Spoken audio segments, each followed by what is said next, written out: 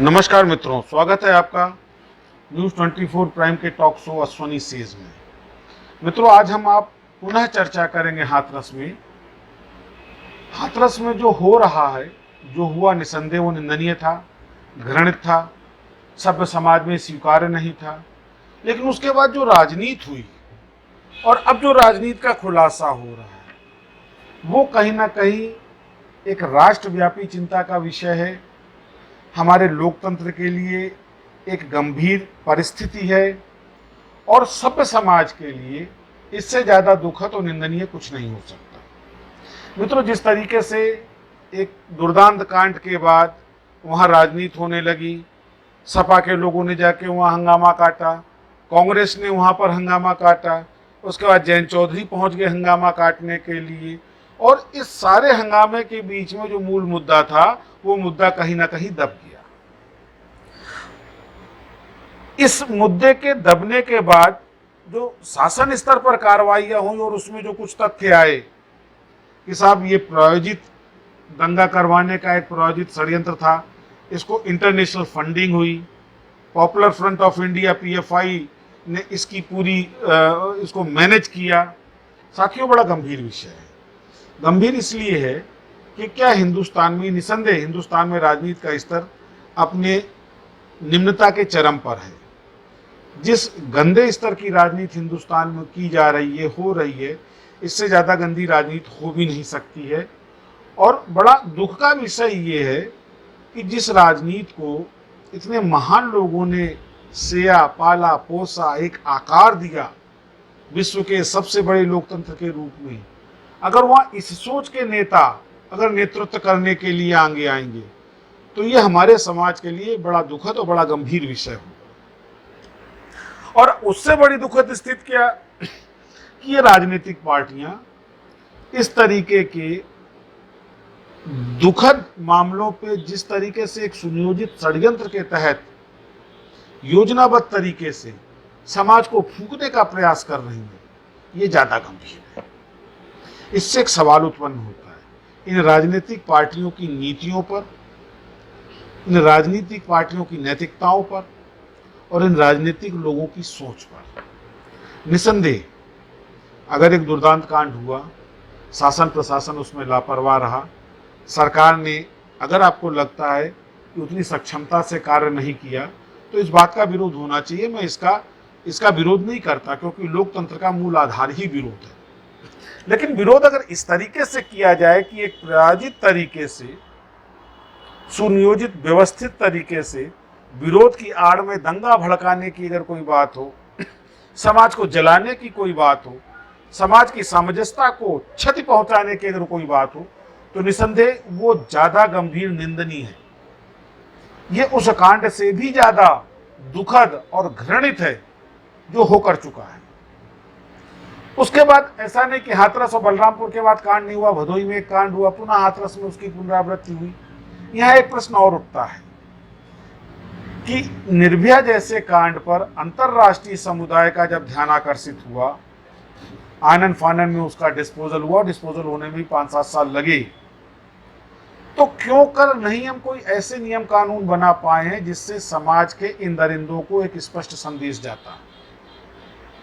मैं social media पर एक व्हाट्सएप देख रहा था, हकीकत क्या है मैं उसकी खोज कर रहा हूं, कि हमारे सदन में करीब 1/3 सदस्य ऐसे हैं जिन पर इस तरीके के आरोप हैं। और उस व्हाट्सएप मैसेज में ये भी, फेसबुक मैसेज में ये भी कहा गया कि इसी वजह से बलात्कारियों को सजाए मौत देने का बिल पास नहीं हो पा रहा है। अगर ये मुद्दा है तो ये ज्यादा घृणित है, और ये मुद्दा हो भी सकता है, इसलिए हो सकता है कि जिस तरीके से राजनीतिक पार्टियों ने अपने चरित्र का प्राकट्य किया है हाथरस कांड पे, पीड़िता को न्याय दिलाने की आड़ में सत्ता की चाह, सरकार को परेशान करना, सरकार के विरोध में एक माहौल बनाने का प्रयास, ये उससे ज्यादा गंदा है।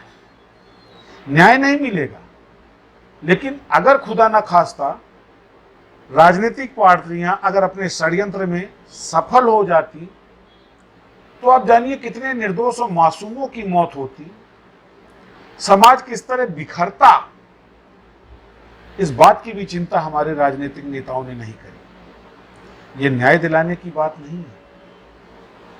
ऐसे गंभीर मुद्दे पर लोगों को संवेदनशील होना चाहिए।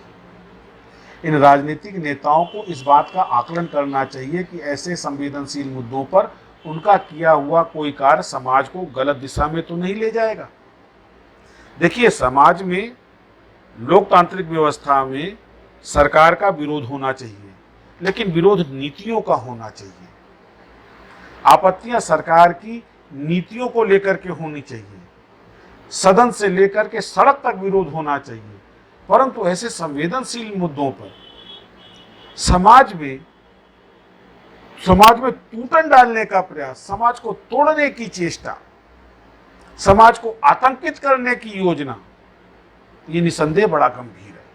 और ये इसलिए भी गंभीर है कि इससे कहीं ना कहीं हमारे लोकतंत्र के वजूद के ऊपर एक सवालिया निशान लगता है कि क्या हम कर देकर ऐसी ही पार्टियों को पोषित कर रहे हैं।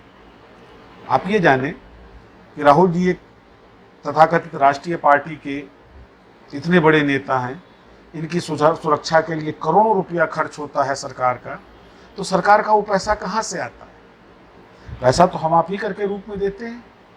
तो क्या हम, और ऐसे कई नेता हैं, हिंदुस्तान का जो वीआईपी कल्चर है, ये दुनिया का सबसे गंदा, सबसे बड़ा तो है और सबसे गंदा कल्चर है, जिसमें जनता के विकास का अरबों खरबों रुपया ऐसे नेताओं की सुरक्षा और व्यवस्था के लिए फूका जाता है जो हमारे समाज को बजाय एकजुट करके समाज को स्थायित्व और मजबूती प्रदान करने के लिए समाज को विध्वंस करने की चेष्टा और सोच रखते हैं।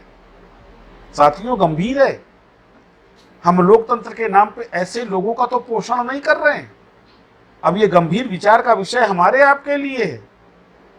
और ऐसी स्थितियों में क्यों कर चुनाव आयोग ऐसी पार्टियों के प्रति कार्रवाई नहीं कर रहा, जब ये स्पष्ट है?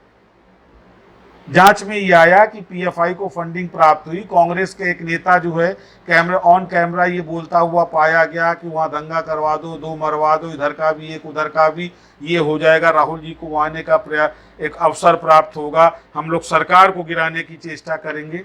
तो क्या ऐसी पार्टियों का पंजीकरण रद्द नहीं होना चाहिए? क्या करने जयंत चौधरी 5000 लोग लेके गए थे? अरे अखिलेश जी जाते, अच्छा लगता, पीड़िता से मिलते, उसका दुख साझा करते। क्या जरूरत थी वहां जाकर के सपाइयों के द्वारा इस तरीके से नंगनाच किया जाता, ऐसा तांडव किया जाता? ये व्यवस्था नहीं है, ये लोकतंत्र नहीं है, ये भीड़ तंत्र है। और ये भीड़ तंत्र हमारे समाज के लिए, हमारे बच्चों के भविष्य के लिए ज्यादा घातक है। निसंदेह हमको अब इस विषय पर भी सोचना पड़ेगा।